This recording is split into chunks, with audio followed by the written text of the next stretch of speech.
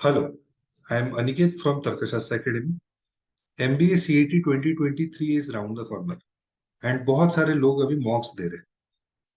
अभी मॉक्स देते देते एक कॉमन क्वेश्चन काफी स्टूडेंट्स को आता है कि यार what should be the order to solve the paper, या फिर कौन सा क्वेश्चन मैंने सॉल्व करना चाहिए, कौन सा क्वेश्चन नहीं सॉल्व करना चाहिए, यही मुझे नहीं समझता है ना। सो देखो, एक तो दो टाइप में हमारा पेपर होगा कि एक तो हमारा सेक्शनल फॉर डिस्ट्रीब्यूशन रहेगा या फिर जम्बल्ड पेपर रहेगा। ठीक है, most probably jumbled up paper आएगा क्योंकि पिछले 2 सालों से जम्बल्ड अप पेपर आ रहा है। ठीक है, but then we need to be ready with both the types of paper, है ना। अभी ये सेक्शनल फॉर्मेट में आएगा कि जम्बल्ड अप फॉर्मेट में आएगा, ये स्लॉट वन पे ही पता चलेगा। स्लॉट वन का पेपर खत्म हो जाएगा, उसके बाद जो हमारे स्टूडेंट्स निकलेंगे, आपके दोस्त निकलेंगे, वो बताएंगे कि सर नहीं सेक्शनल पेपर है, सर नहीं जम्बल्ड अप पेपर है। तब तक तो पता नहीं चलेगा। So we have to be ready for both the cases. अभी सेक्शनल पेपर है, मतलब सेक्शन वाइज डिस्ट्रीब्यूशन है, तो पहले क्यूए सॉल्व करना है कि पहले एलआर सॉल्व करना है या एनबीआर सॉल्व करना है या वीए से स्टार्ट करना है, you will have to decide that, है ना। जम्बल्ड अप पेपर है तो फिर आपका ये डिसीजन चेंज हो जाएगा कि क्योंकि पेपर तो जम्बल्ड अप है, अभी कौन से क्वेश्चन को सिलेक्ट करना है, कौन से क्वेश्चन को शुड नॉट सिलेक्ट, ये डिसीजन आपको लेना होगा। Now for both these cases, use of स्वॉट analysis will help you to decide your strategy. कि आप अगर स्वॉट एनालिसिस के बेसिस पे हम ये भी डिसाइड करेंगे कि कौन से सेक्शन हमने पहले सॉल्व करना चाहिए, कौन सा सेक्शन बाद में सॉल्व करना चाहिए। एंड आप अपनी स्ट्रेटेजी भी डिसाइड कर सकते हो for jumbled up paper. Jumbled up paper में कौन से क्वेश्चन को आपने सिलेक्ट करना चाहिए, कौन सा नहीं। So this is what we are going to discuss. ठीक है, if you want to join us for preparation for any MBA entrance exam, you can connect with us on the numbers given in the description of the video. We provide everything that is needed to help you join your dream B school. Pretty soon, we are also going to launch a free CET course wherein we'll be uploading around 20 to 25 videos, and these videos will be of important topics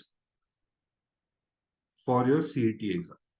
Now, these topics we'll be deciding on the basis of the comments which you have posted on our YouTube channel.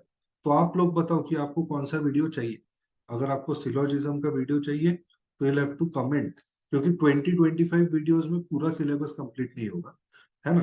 तो to avoid that कि भाई पूरा syllabus नहीं होगा, तो 20-25 जो important videos है वो आपको हमको कमेंट सेक्शन में बताने, will make those videos available for you. Okay, coming to स्वॉट एनालिसिस, आपको हर एक टॉपिक का आपका किस कैटेगरी में आता है ये आपको पता रहना चाहिए। हर एक टॉपिक आई एम टेलिंग, ठीक है। तो स्ट्रेंथ मतलब वो टॉपिक्स जहाँ पे आपको एक्यूरेसी भी बहुत हाई है और आपको टाइम बहुत कम लगता है। वीकनेस मतलब ऐसे टॉपिक्स जहाँ पे आपको एक्यूरेसी लो है बट टाइम कम लगता है। ठीक है, देन अपॉर्चुनिटी मतलब ऐसे टॉपिक्स जहाँ पे आपकी एक्यूरेसी तो बहुत अच्छी है बट टाइम भी बहुत ज्यादा लग जाता है। And threats are those topics जहाँ पे आपकी एक्यूरेसी लो है एंड टाइम भी कम लगता है। ठीक है ना। ये क्वेश्चंस जो है ये सीधा तुक्का मार के आगे निकलते हैं। ठीक है, while solving the questions of threats, मतलब अगर आपको आइडेंटिफाई हो गया कि यार ये टॉपिक मेरा थ्रेट वाले रीजन में जाता है, विदाउट वेस्टिंग इवन 1 सेकेंड आपको वहां पे तुक्का मारना है और आगे बढ़ जाना।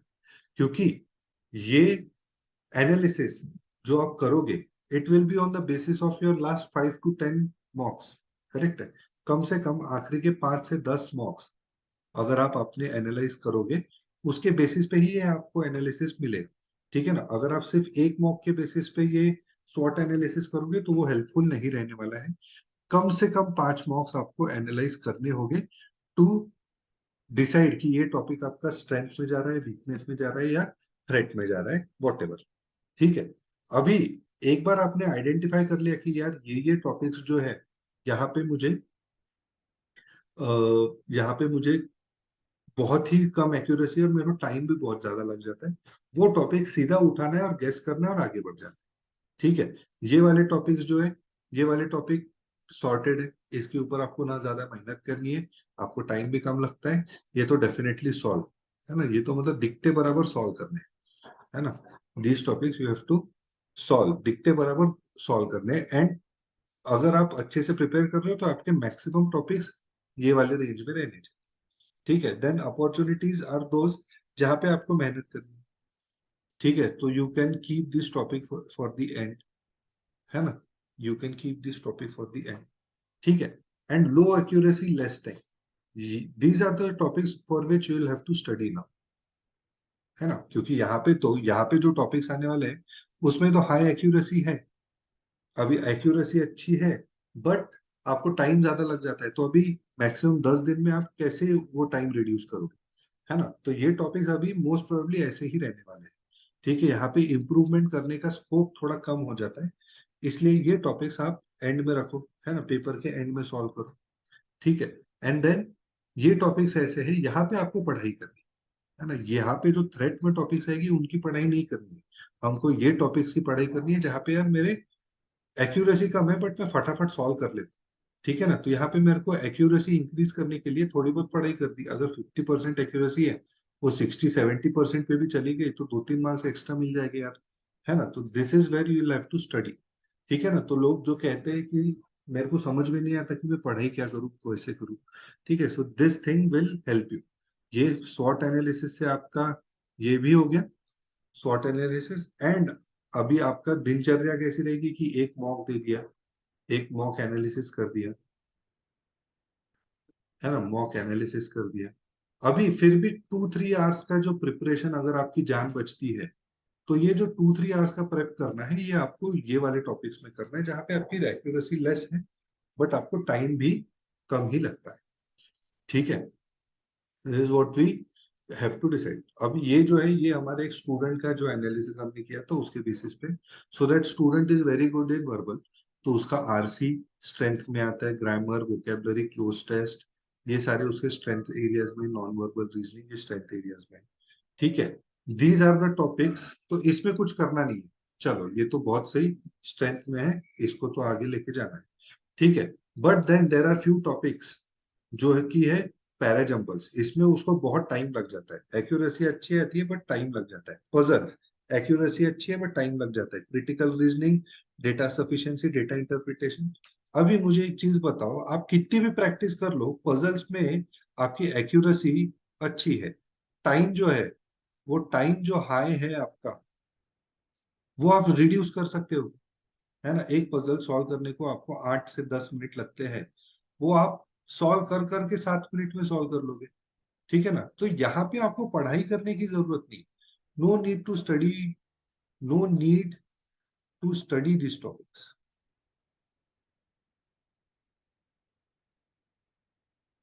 ठीक है, ये topics solve them in the and,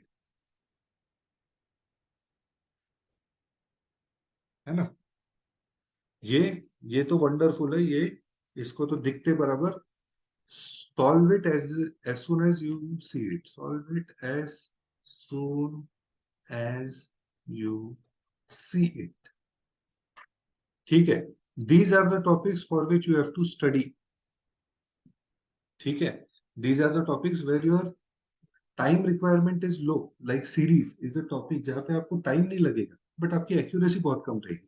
quadratic comparison, अगर आपको शॉर्टकट पता है तो टाइम नहीं लगेगा बट आपकी एक्यूरेसी कम है यहाँ पे। ठीक है, सिलोजिज्म सेम, है ना, करने के लिए तो 1-2 मिनट, आधे मिनट में सिलोजिज्म का क्वेश्चन हो जाता है बट आपकी एक्यूरेसी कम है। तो these are the topics for which you have to prepare, है ना, ये टॉपिक्स, मतलब जो अगर आपके पास दिन में कुछ टाइम बचता है तो ये टॉपिक के ऊपर आपको प्रिपेयर करना। ठीक है, then circular arrangement is my thread, तो ये क्वेश्चन दिखते बराबर मैं तुक्का मारूंगा और आगे बढ़ जाऊंगा। इनपुट आउटपुट क्वेश्चन दिखते बराबर मैं तुक्का मारूंगा आगे बढ़ जाऊंगा। क्वांटिटेटिव एप्टीट्यूड, इसमें भी क्वेश्चन देखते बराबर मैं तुक्का मारूंगा आगे बढ़ जाऊंगा, क्योंकि दीज आर माय थ्रेड्स। यहाँ पे मेरे को कितना भी मेहनत कर लूं, मैं कुछ रिटर्न्स ले ला नहीं सकता। ठीक है ना, so these threads you don't even have to study, है ना, ओनली गेस, बस तुक्का मार देना है। ठीक है, and save this time in solving questions जहां पे आपको टाइम थोड़ा ज्यादा लगता है। ठीक है ना, नहीं तो आप सर्कुलर अरेंजमेंट का क्वेश्चन लेके बैठोगे, आपको पता है कि यार ये मेरा सर्कुलर अरेंजमेंट वीक है, बट आप उसका क्वेश्चन लेके बैठोगे वो सॉल्व भी नहीं होगा, एंड जो अपॉर्चुनिटी में एक आधी पजल था, फ्लोर अरेंजमेंट का मे बी पजल था, वो आप सॉल्व करने के लिए टाइम नहीं बचेगा। ठीक है ना? तो this is how you will have to strategize. ठीक है? अभी ये स्ट्रेटेजी, ये जो स्वॉट एनालिसिस करोगे, मिनिमम 5 मार्क्स के बेसिस पे करना है। ठीक है? If you have not taken 5 marks seriously till now, तो ये स्वॉट एनालिसिस का कोई फायदा नहीं। ठीक है? क्योंकि आप वो बराबर कोई भी टॉपिक को कौन से इसमें डालना है, कोई भी टॉपिक को कौन से इसमें डालना है, ये हमको पता ही नहीं है। ये पता चलेगा 5-6 मार्क्स देने के बाद, एंड उसके बाद ये जब आपका रेडी हो जाएगा, then you will have to follow these instructions very careful. है ना?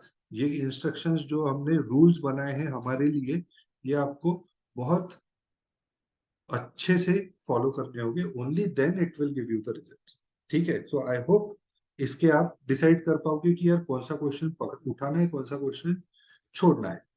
अभी इसी के बेसिस पे अगर सेक्शन वाइज डिस्ट्रीब्यूशन आया, इसी के बेसिस पे यू कैन डिसाइड कि कौन से सेक्शन से स्टार्ट करना है। जैसे फॉर दिस पर्टिकुलर कैंडिडेट, ये वर्बल सेक्शन इज समथिंग जहां पे उसका ऑलमोस्ट स्ट्रेंथ्स में आ रहा है सब कुछ। तो this candidate can start with verbal section and then go to may be NBR section, then may be go to LR section जहाँ पे पजल्स नहीं है ना? So this thing can be done. ठीक है? So on the basis of this, you will be able to decide which question to choose।